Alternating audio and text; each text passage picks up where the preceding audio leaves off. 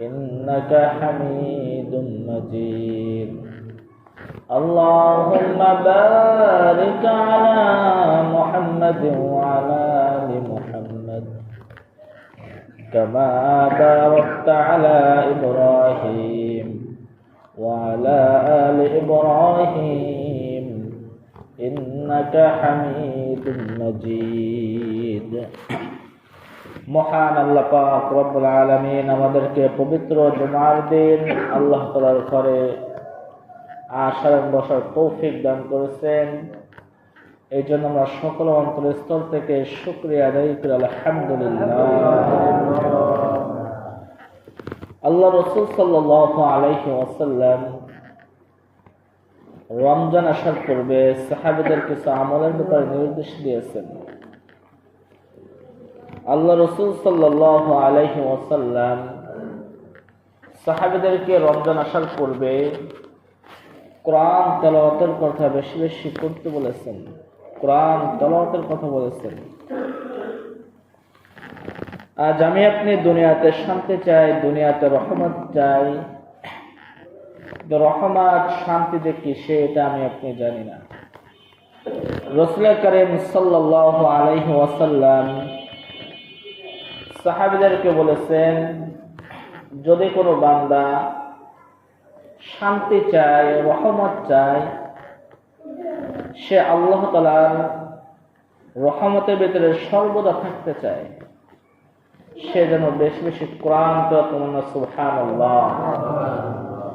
কি তেলাওয়াত করতে বলেছে বলেন? কোরআনে পাক তেলাওয়াত করতে বলেছেন। আজ দুঃখের বিষয়, আজ আমি আপনি মুসলমান কিন্তু কোরআন তেলাওয়াতটা সহিহ শুদ্ধভাবে পড়তে পারি না। আমি আপনি শান্তি তালাশ করতেছি, রহমত তালাশ করতেছি, কিন্তু কোরআন পড়তে জানি না। আমি আপনি কোরআন যদি পড়তে না জানি, কোরআনের উপর যদি আমল যদি করতে না পারে, তাহলে কিভাবে শান্তি আসবে, কিভাবে রহমত আসবে? রাসূল করিম সাল্লাল্লাহু আলাইহি ওয়াসাল্লাম সাহাবীদেরকে যে কথাই বলেছেন, সেটার পর সাহাবায়ে কেরাম আমল করার চেষ্টা করেছেন এবং আমলও করেছেন। এজন্য তাদের কাছে সম্পদ ছিল না, তাদের তিন বেলা চুলায় আগুন জ্বলত না, কিন্তু শান্তির অভাব ছিল না। কি বলে? শান্তির কোনো অভাব ছিল না, পরিপূর্ণ শান্তি ছিল তাদের সংসারে। আল্লাহর রহমত দিয়ে তাদের সংসার পরিপূর্ণ ছিল। তারা খোদায় পেটে পাথর বেড়েছে, তবুও শান্তিতে তাদের জীবন কেটেছে। মানুষের কাছে যায় নাই যে আমার অশান্তিতে আছি, এরকম কোনোদিন খবর আসে নাই। যে নিজে কষ্টের ভিতরে আছে, অন্য মুসলমান যে বলছে ভাই আমি কষ্টের ভিতরে আছি, কখনো বলে নাই। তারা ক্ষুধা কষ্ট করেছে, ওটার ভিতরে তারা শান্তি খুঁজে পেয়েছে। কারণ রাসূল করিম সাল্লাল্লাহু আলাইহি ওয়াসাল্লামের কথা অনুযায়ী তারা আমল করার চেষ্টা করেছে। রাসূল করিম সাল্লাল্লাহু আলাইহি ওয়াসাল্লাম সাহাবীদেরকে বললেন যে রমজান আসার পূর্বেই বেশি বেশি তোমরা কোরআন তেলাওয়াত করো। কোরআন তেলাওয়াত করলে তোমাদের ঘরে রহমত হবে, তোমাদের ঘরে শান্তি বর্ষিত হবে, রহমত বর্ষিত হবে। সাহাবায়ে কেরাম এই কথা শুনে সকলেই কোরআনের প্রতি মনোযোগ হয়ে গেলেন, সকলেই কোরআন তেলাওয়াত করতে শুরু করলেন। তার ঘটনাক্রমে এক সাহাবী মরুভূমিতে তার বাড়ি। কোথায় বাড়ি বলেন? মরুভূমিতে বাড়ি, আশেপাশে কোনো বাড়ি ঘর কিছু নাই, ফাঁকা বাড়িতে সে থাকে। তার পাশে তিনি উট যে বহন করতেন, সেই উটও আছে বাড়ির পাশে। তার নবীর কথা শুনে সাহাবী কোরআন তেলাওয়াত করতেছে জোহরের পরে। কোন সময় বলেন? জোহরের পরে। এ মুসলমান ভালো করে শুনেন, সাহাবী মরুভূমির ভিতরে কড়া রোদের সময় কোরআন তেলাওয়াত করতেছে। সাহাবী কোরআন তেলাওয়াত হয়ে তার নজরটা একটু ঘরের বাহিরে গেল, দেখে যেতে তার উটটা একটা গাছের সাথে বাঁধা ছিল, ছটফট করতেছে, আনন্দ করতেছে, লাফালাফি করলেন না সুবহানাল্লাহ। এবং দেখে পুরো চারিকোনায় রোদে পুরো গাছ গাছালি পড়ে যাইতেছে, কিন্তু আমার ঘরের উপরে আমি তাকিয়ে দেখি আল্লাহ পাক রব্বুল আলামিন এক টুকরা মেঘের ছায়া আমার ঘরের মনে। সুবহানাল্লাহ। কি দিয়েছেন বলেন? এক টুকরা মেঘ এসে ওই সাহাবের ঘরের পর ছায়া দিয়েছে। এটা সাহাবের অন্তরে একটা সৃষ্টি করছে যে এরকম তো আমি আগে পূর্বে দেখি নাই, আমি তো এই ঘরে বসবাস করতেছি। সাহাবী চলে গেলেন রাসূল করিম সাল্লাল্লাহু আলাইহি ওয়াসাল্লামের কাছে, যে বলতেছে, ইয়া রাসূলুল্লাহ, ইয়া হাবিবাল্লাহ, আপনি ফজরের সময় বয়ান করেছেন যে রমজান আসার পূর্বে বেশি বেশি কোরআন তেলাওয়াত করতে। আমি আপনার কথা শুনে আমি বাড়িতে গিয়ে কোরআন তেলাওয়াত করতেছিলাম, এরকম এতে পূর্বে কখনো দেখি নাই। হঠাৎ করে দেখি আমার উটটা লাফাইতেছে এবং বাড়ির চারিপাশে রোদ আছে, কিন্তু আমার ঘরের উপরে কোনো রোদ নাই, আমার ঘরটায় ছায়ায় পরিপূর্ণ হয়ে গেছে। রাসূল করিম সাল্লাল্লাহু আলাইহি ওয়াসাল্লাম সাহাবীকে ডাকো, আমার সাহাবা শুনে রাখো,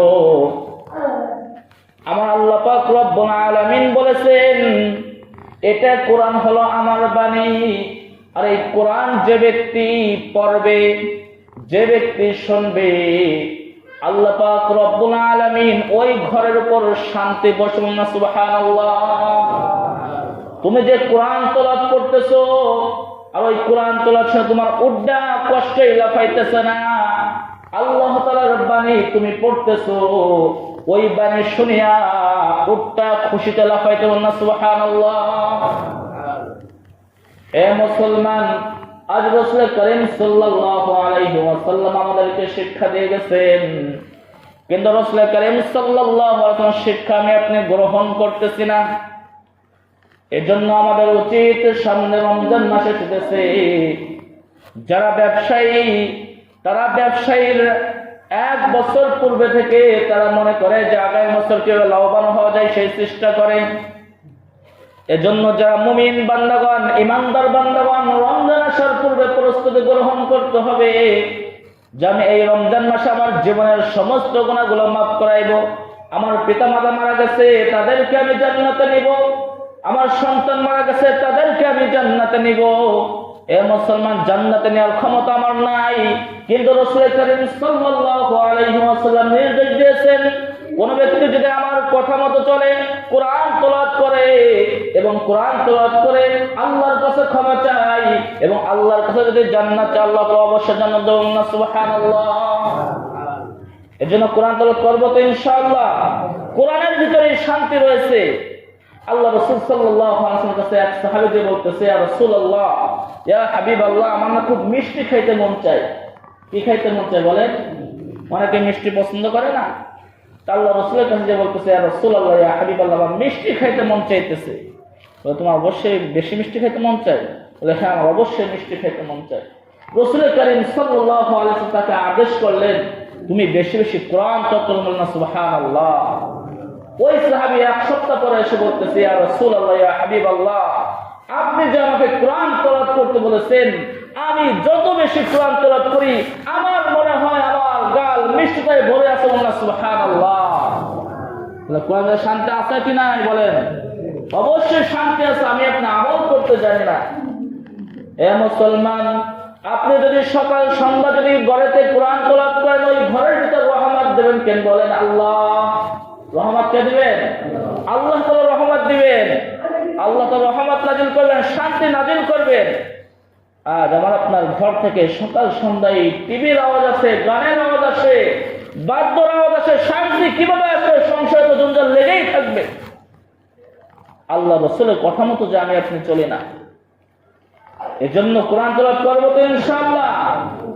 কোরআন তেলাওয়াত করলে শুধু দুনিয়াতেই শান্তি নয়, মরার পরে কিন্তু আপনার পক্ষে সাক্ষী দেবেন।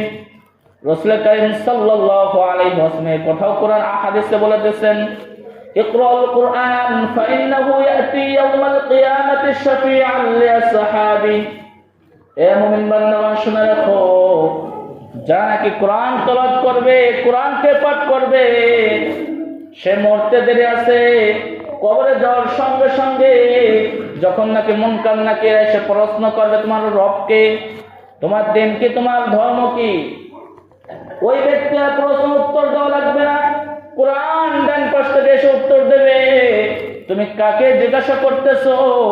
সে তো আল্লাহর কথা মতোই চলছে, সে তো সকাল সন্ধ্যা আমাকে তো তোমরা সুবহানাল্লাহ। ইয়াতি ইয়াউমাল কিয়ামাতি শাফিআন লিআসহাবি। কোরআন আপনার জন্য সুপারিশ করবে। কি করবে বলেন? কোরআন সুপারিশ তলব করবো তো ইনশাআল্লাহ, কোরআন শিখবো তো ইনশাআল্লাহ।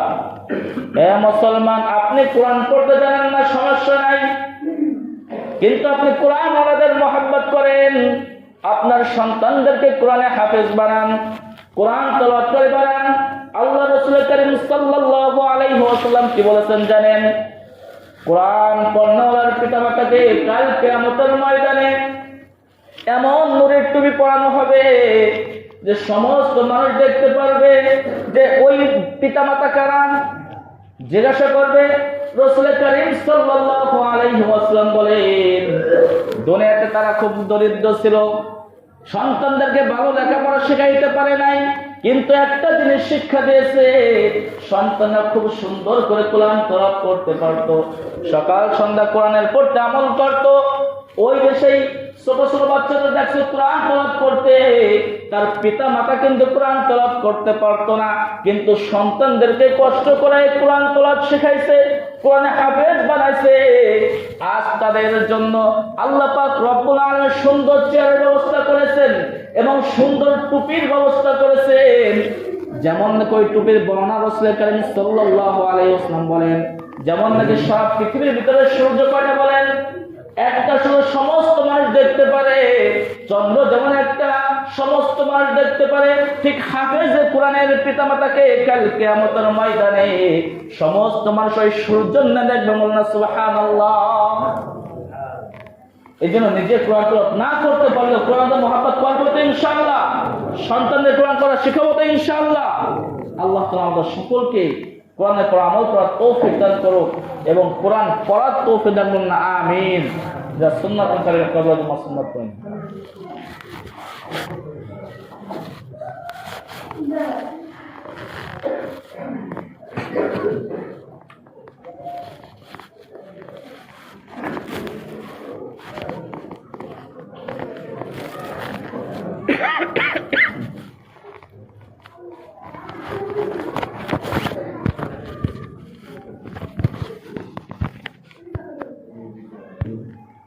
إنك حميد مجيد اللهم بارك على